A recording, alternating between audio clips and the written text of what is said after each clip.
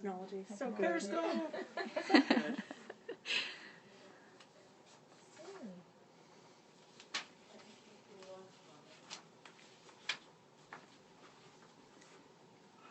Hi.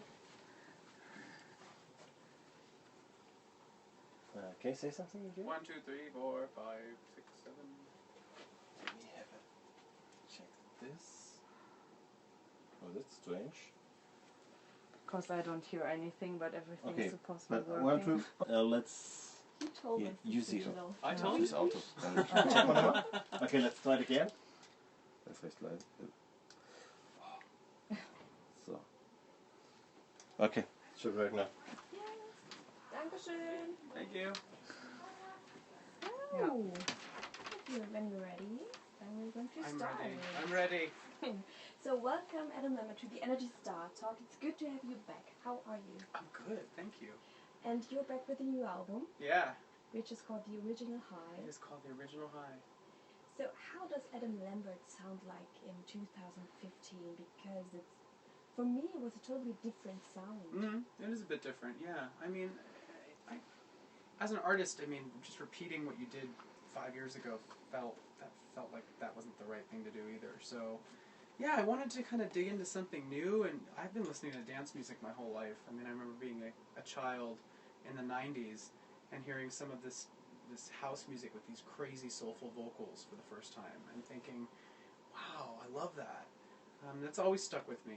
And, you know, I've been somebody that goes out to clubs all the time my whole life, moving to Los Angeles in my 20s and dressing up in crazy clothes and going out. So I love dance music. And I wanted that influence on The Original High for sure.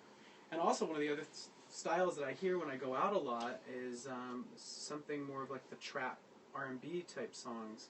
And so we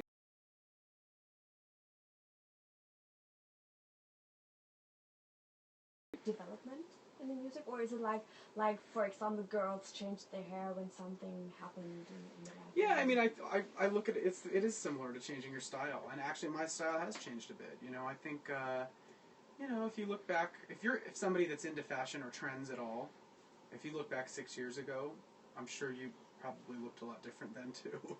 So, I mean, I think that my music is kind of similar. It's like, and yeah, you know, at the heart of it is the vocal and the singing, and that's always me. And I also like the cover of the album because when I saw it first, I thought, oh, he looks like the young George Michael. Oh, thank you.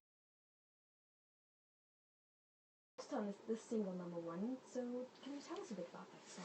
Yeah, Ghost Town is well. Let me start by saying that the theme of the album is kind of this like hunt for satisfaction or happiness. You know, we all are.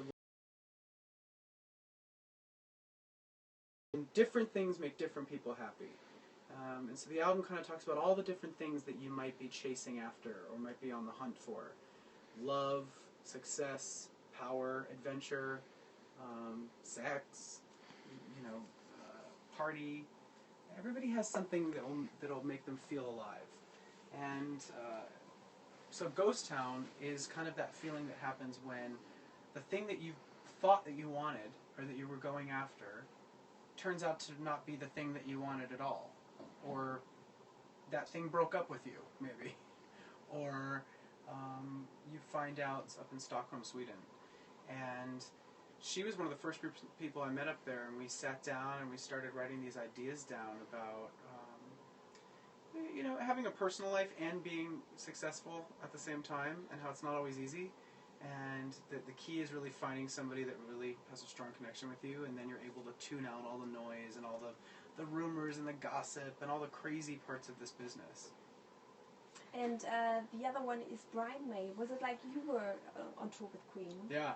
And was it difficult to ask him to be on the album? No, I mean, I was on, you know, I've been on tour with them, with Queen, which has been amazing this year. And I had this song, and I said, Brian, what do you think of this? And he was like, oh, I like that. I'm like, would you consider playing on it? And he said, yeah. And I had some ideas. So then when we had some time, we went to a studio in LA, and he laid it down.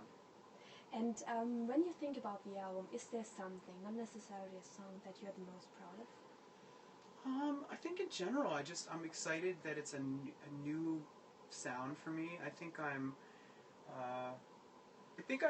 really happy with where I went vocally on the album. I still do some of my like signature crazy high notes and things like that, but the producers really encouraged. In certain songs, I sang a little quieter than usual, or a little lower in my register than I have in the past, or later in my falsetto that I don't usually do. There was just new ground that I got to kind of go through. It was good.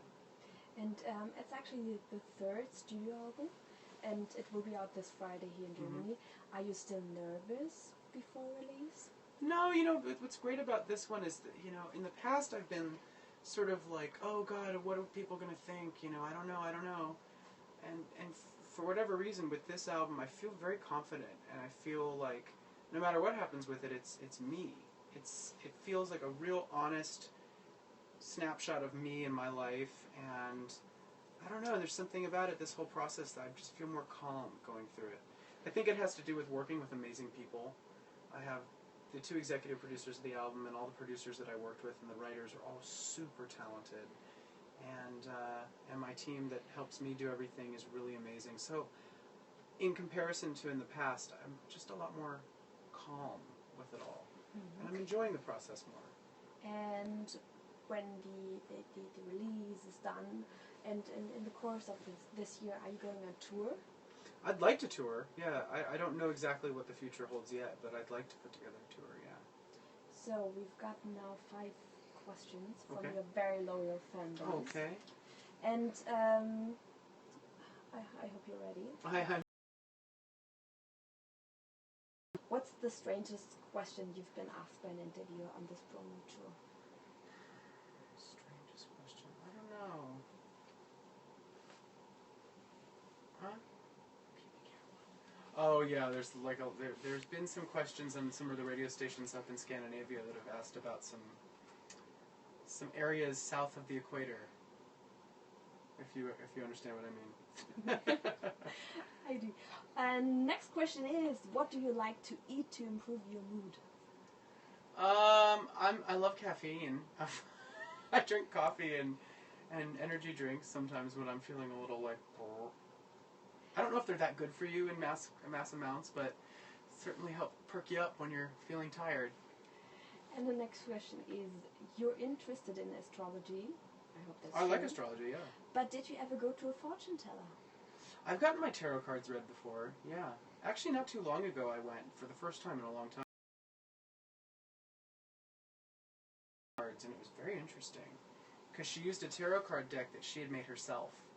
So it wasn't the typical cards that you're used to seeing. She had put pictures that she had cut out from things that reminded her of other things, and it was a very non-traditional reading. It was interesting. And can you tell us? No, I can't tell you. No, it's a secret. Okay. But she told me that I was going to be telling you no, just now. That's a good answer. So next question is, what would you tell your younger self if you would have the chance? I think the first thing I would say to my younger self was, relax. Relax, queen, it's all going to happen. I think that's probably what I would tell myself. And the last question for now is, if you can meet a historic person, which one would you spend a day with?